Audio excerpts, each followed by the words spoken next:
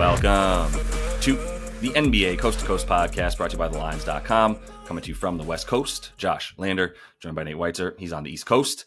And we're looking at play props for you guys on a Friday here in the NBA to close the work week. Also got best bets up in a separate episode, so make sure you check those out. Subscribe to that page and continue to follow along each and every weekday this NBA season with us. Also head to thelines.com and use that code if you are going to get this BetMGM partnership. We've got a great deal going for you right now. Use the code LINESYT50 to be clear. You will get up to $1,500 in bonus bets if your first bet misses. This is obviously for new customers. Either way, do get $50 in bonus bets if you use that code when you sign up. So make sure to keep that in mind if you don't yet have a BetMGM account. Some free money for you to play with. Nate, let's go ahead and get into your first NBA play a prop here for Friday. Time to take SGA. I'm coming off a rough game against Denver, but 28 points is his prop here. And he got to 28 with a 96 offensive rating in that game. I like even more is the top scorer market, which I've only seen on FanDuel so far. Minus 115 though is great odds. Like there was a time last year would be minus 200 for any game where he's not going up against like Giannis or Luka, right? Because he's just an easy 30. That is why he was the MVP runner-up. And, I mean, he was an easy bounce-back candidate after any loss or any poor performance last year. You just come right back, give you 30. You go through the game log all the way there. And slow start to the season because it was blowout city, right? I mean, and now OKC starting to really get the best shot from everybody. Houston, of course, was going to give him a good shot anyway. Plus 8.5. I would maybe lean towards Houston. I'm not trying to get in front of that train, though, with my money, the way OKC is trucking people. But what you can do is bank on their defense, right? Like, who is going to beat SGA if he does get to this prop or even gets to 26? Like, Jalen Green, nah, that ain't happening. Şengün against Chet, no thank you. Fred VanVleet versus like Caruso and company. No. So, I mean, I guess that does make me too worried about Houston covering. I mean, the only way they're going to do that is by mucking this thing up and making it a very choppy game. But that is where SGA thrives. That's why he is torched then. If you like, they're number one limiting paint points, fast break points, assists this year. That's all well and good because SGA is like, okay, time to operate in the half court, in the mid range. You cannot stop me. 34 points per game, 11 free throws per game, his last 5 against Houston. And that is where Houston's struggling as well. I mean, because they're taking away all those other things, they're fouling, 6th highest free throw attempts per game. So I definitely think he's good for close to 30 here if the game stays close. But even if it's a blowout, he could be the top scorer with ease here. I mean, J-Dub, I guess, is the only real threat here. But given what I just said about Houston limiting those areas, I think he's less likely to have a big scoring game. Yeah, and it's his time. I mean, this is such a perfect spot for him. He has not necessarily had to like take over or dominate, and I don't know that he has to do it in this one, but they're better in this situation versus a team like Houston when he's just primarily looking to score, when he's not necessarily worried about getting in the lane and getting others involved.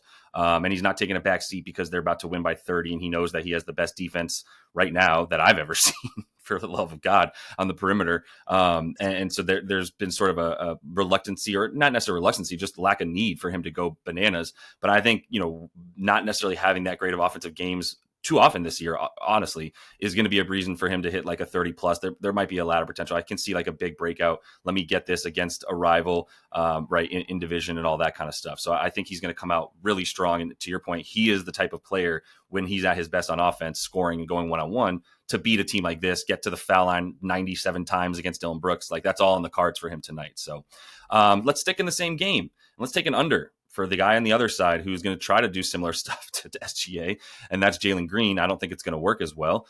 So I'm going under 20.5 points for Jalen Green in this one.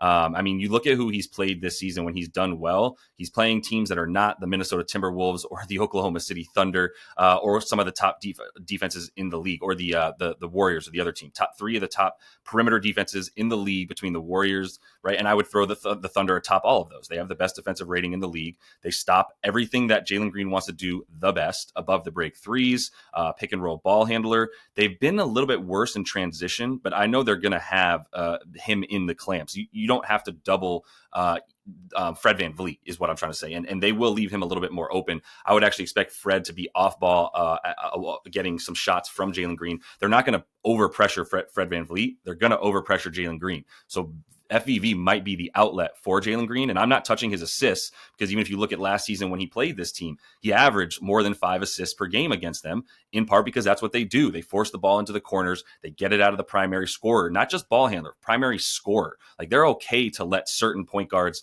have a little bit more space, obviously, even though most point guards in the league this year, at this point in time, are scorers. It's still mostly about whoever is the primary scorer on your team. And that's Jalen Green in ISO, in pick and roll. And that's exactly what they stopped super well. You look at last season, he averaged 19.8 points per game against this team. I have a feeling that's strongly embedded into this bet here, into this number at 20.5, going, well, he got 20 a game last year. He did not get 20 a game last year. He had 37 in the last game of the season. SGA didn't play. The Thunder didn't need it nearly as bad as the Rockets needed it. And that was at the very end of March heading into April at that point. So I'm discounting that tremendously. I am. Plus, this Thunder defense is way better now than it even was last year when it was still good on the perimeter, playing similarly. So other games, 11 points, 15 points, right? Like, not even getting to more than 16 points in any of the other four. And so the other three, rather, last season. Not really worried about him. I think everybody has been getting the clamps against this team. He's going to just be the next victim. Yeah, I mean, that's exactly what I'm talking about with SGA. Totally correlated, but I like this as well. Over 3.5 turnovers for Jalen Green, plus 115. Nice. OKC's forcing turnovers on 17% of plays, 20 a game. And this dude has multiple turnovers in all 3 road games so far for Houston. They haven't really played on the road much. He's taken on a much higher usage rate. So if you're worried about him getting to this number just from sheer volume, in a potential close game, just take him to mess up and turn it over against these ball hawkers, especially at plus money. 115 at 365 or DK, those 2 books. If you're using that odd shopper tool, you can see that real quick. So, yeah, I alluded to Lakers money line with Anthony Davis, 25 plus points in the best bets. Josh mentioned their team total. I agree with that as well. Definitely a chance that they can cover this 7-point spread with the wounded Sixers coming to town. But I just think AD is going to eat, and I think it's extremely reliable that LeBron's going to take a little bit of a night off if he can. After the last 2 games, LeBron's gone 75 minutes, 40 field goal attempts, posted 37% usage in Memphis in a pretty fast-paced game because AD was out. Now, AD, they're listing him probable now. Apparently, he's just dealing with plantar fasciitis, which I know like half the people in the world seems like have dealt with. And so you probably know that once you get warm, it just kind of goes away. Like, it's just kind of an annoyance that like bothers you when you wake up in the morning. I mean, it can get acute and go back and forth, but like, I think he's good for his normal workload. I think he's going to eat against Andre Drummond, who everybody has really cooked. The Sixers, I guess Nick Nurse feels like he has to stick with him in certain matchups. Like, he still played 32 against Zubac last time out, even though Yabusele was far better on Monday. And they got, 2 more games now before Embiid comes back. So Drummond, you can be a turnstile until then. AD and the Lakers back home, clear bounce back spot. I mean, he started the season averaging 34 a game at home, getting to the free throw line 15 times in those games. So he had lower usage, but he was just parading to the free throw line. And the Sixers have really struggled with that, with Andre Drummond out there allowing the 4th most free throws. He also had huge numbers against the East last year, 26 and 14. That's 3 more points per game than he did against Western Conference teams.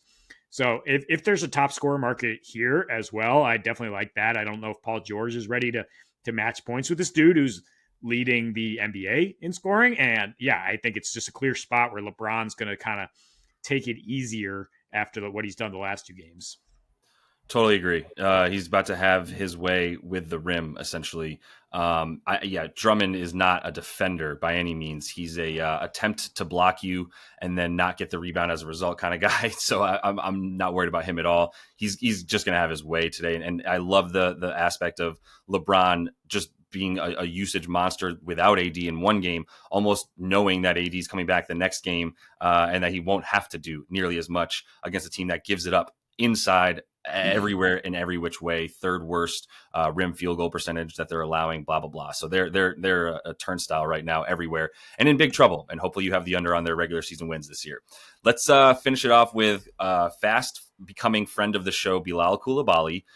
He is very good at basketball, and I like him in situations where he's playing against teams that are not good in space and don't have the athletes to hang with him. So Coulibaly over 14.5 points, that's been his sweet spot. And this is the matchup, like I'm saying. So Kuz is still out. Ja is also out. Not that he was going to impact Coulibaly too much, but I will say we're just going to see a bunch more Jake LaRavia, a bunch more John Conchar, as long as those guys remain healthy. We still don't have Desmond Bane either. And so this is going to be kind of like what it was like to watch the Grizzlies last year against the Wizards, when they were just like, they weren't playing very fast by any means, but they weren't very good in transition. They weren't very good anywhere. Jaren Jackson Jr. really needs someone to make him better, but he's not going to be the guy guarding Bilal. I think we're looking at like LaRavia when he's off the bench. If Conchar starting in this situation, those guys are going to be up against him, and his athleticism is going to shine.